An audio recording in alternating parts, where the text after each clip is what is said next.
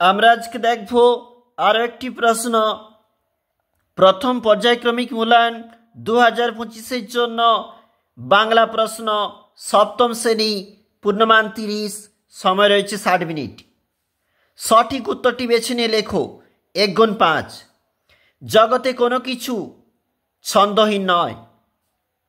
পাগলা গণেশ একটি কল্পবিজ্ঞান বিষয়ক গল্প।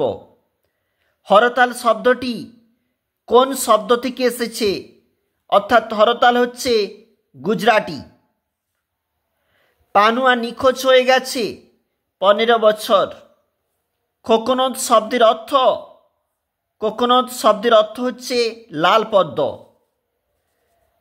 এর পরে বলেছে 1 নম্বরের প্রশ্ন, কি দিয়ে রামকিঙ্কর রঙের প্রয়োজন মেটাতেন?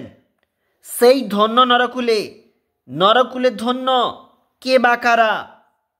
লোকে যারে নাহি ভুলে, সবাই সেবা করে বা সদা মন্দিরে সেবে সর্বজন, সেই মানুষ নরকুলে ধন্য। কুতুব মিনারের 5ম তলাটি কে সংস্কার করেন? ফিরোজ শাহ তুগলক। কোন মাঠের ধারে গুলির আওয়াজ শোনা গেল? বিন্নি ধানের মাঠের ধারে। পরমাদ শব্দটি কোন মূল শব্দ থেকে এসেছে? প্রমাদ শব্দ থেকে এসেছে পরমাদ। নিচের প্রশ্নগুলির উত্তর দাও। একটি বলা রয়েছে 4 নাম্বার। বঙ্গভূমির প্রতি কবিতায় কবির মাতৃভূমির প্রতি অনুরাগ কিভাবে প্রকাশ পেয়েছে তা লেখো। এরপরে যে প্রশ্ন বলেছে, ভাষা আন্দোলনের পরিপ্রেক্ষিতে 21-এর কবিতা ও 21-এর তাৎপর্য রচনাটি তুলনামূলক আলোচনা করো।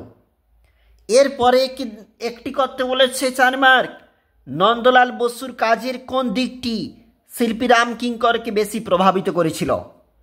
কুতুব মিনারের কথা রচনাংশে অনুসরণে কুতুব মিনারের নির্মাণ শৈলীর বিশিষ্টতা আলোচনা করো। অবশ্যই পরীক্ষার জন্য ভিভিআই। সেই স্তক মাকু আমাকে খুঁজে বেড়াচ্ছে, মাকু বক্তাকে খুঁজে বেড়াচ্ছে কেন? হ্যান্ডবিলে মাকুর যে বিবরণ দেওয়া হয়েছিল তা লেখো। সোনাটিয়া হাসতে লাগলো, সোনাটিয়ার হাসির কারণ কি? অবশ্যই ভিভিআই। 2টি প্রশ্নের উত্তর দাও। 2 গুণ 3। বাংলা শব্দভাণ্ডারে কয়টি এবং কি শ্রেণীতে বিভক্ত বাংলা শব্দভাণ্ডার সেটা লেখো। তদ্ভব তৎসম কথা দুটির অর্থ কি? 6টি করে উদাহরণ দাও, রয়েছে 2 নাম্বার। অর্ধ তৎসম শব্দ কাকে বলে? একটি উদাহরণ দিয়ে বুঝিয়ে দাও। অবশ্যই গুরুত্বপূর্ণ, পরীক্ষার জন্য অবশ্যই দেখবে। আমরা এখন দেখছিলাম বাংলা প্রশ্ন, সপ্তম শ্রেণী 2025।